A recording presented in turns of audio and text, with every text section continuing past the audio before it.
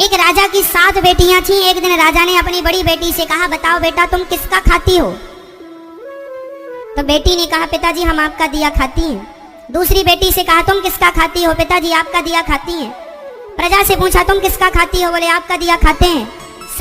सबसे पूछा, तुम किसका दिया खाते हो? बोले आपका दिया। राजा आप ही हमारे पालनहार हो, आपका दिया हम सब खाते हैं।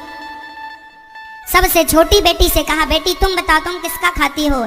तब उस बेटी ने कह दिया, पिताजी हम भगवान का दिया खाते हैं, हम आपका दिया नहीं खाते। राजा को बड़ा बुरा लगा, उसे लगा हमारी इंसल्ट कर दी इसने, हमारा दिया खाती है और नाम ले रही है भगवान का। राजा ने कहा, कोई भगवान भगवान नहीं होता, अरे मैं तुम्हें खाने ना दूं तो तुम मर जाओगी।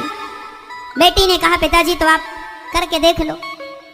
राजा बड़ा गुस्से में आया और अपनी उस बेटी का विवाह ऐसे आदमी से कर दिया जो बिल्कुल गरीब था और बिल्कुल बीमार था।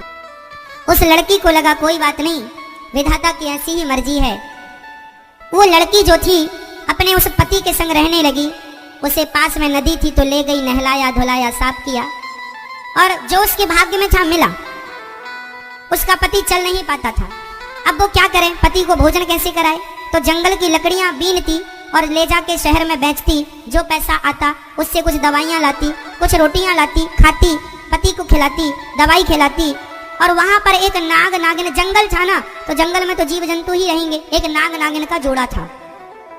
तो वो जब दूध लाया करती अपने पति को देती और जो बच जाता तो दौने में वो वहां नाग नागिन को रख दिया करती थी। तो नाग नागिन दूध पीते और बड़े प्रेम से वो खुश रहते।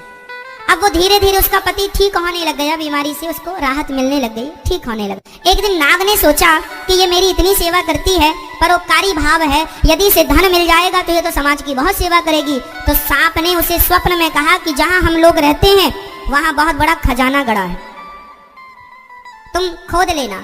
वो लड़की ने खोदना शुरू किया, उसे सच्ची का खजाना मिल गया जिसमें बहुत सारा सोने चांदी से भरा हुआ खजाना था। वो तो लखपति हो गई। उसने एक बड़ा सा महल बनवाया, नगर बसाया, ओ बढ़िया ठाट बाट बनाया और दोनों राजा रानी हो गए। उसका पति बिल्कुल स्वस्थ हो गया और बढ़िया राज सिंहासन पर बैठने लगे और बड़े प्रेम से हाथी घोड़ा इकट्ठा किया और सेना इकट्ठी की, राजा हो गया। वो रानी हो गई, पर उसने परोपकार नहीं छोड़ा। रोज अन्न क्षेत्र चलाती, जो आए सबको भरपेट भोजन मिलेगा, उसके पास जरूरत से ज्यादा धन हो गया।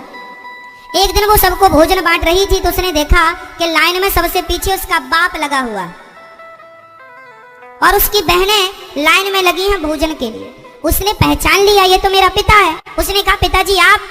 वो सन्न रह गया, कौन हो आप? मैं आपकी बेटी छोटी लकड़हारे से विवाह किया था, कुछ याद आया? हाँ हाँ, पर तेरा ये ठाट बाट कैसे? पिताजी पहले ये बताओ कि आपकी ये दुर्गति कैसे हो गई? बेटी सच्ची कहा था तूने, हम बड़े अहंकार में थे कि मैं राजा हूं, लेकिन मेरी राजगद्दी छीनते देर नहीं लगी, सब नाश हो गया। सारी बेटियां जिन्होंने ये कहा था कि पिता के भाग्य का खाती हैं, आज पिता कुछ नहीं खिला पा रहा है इन्हें, आज तू खिला रही है। तब उस बेटी ने कहा, पिताजी मैंने कहा था ना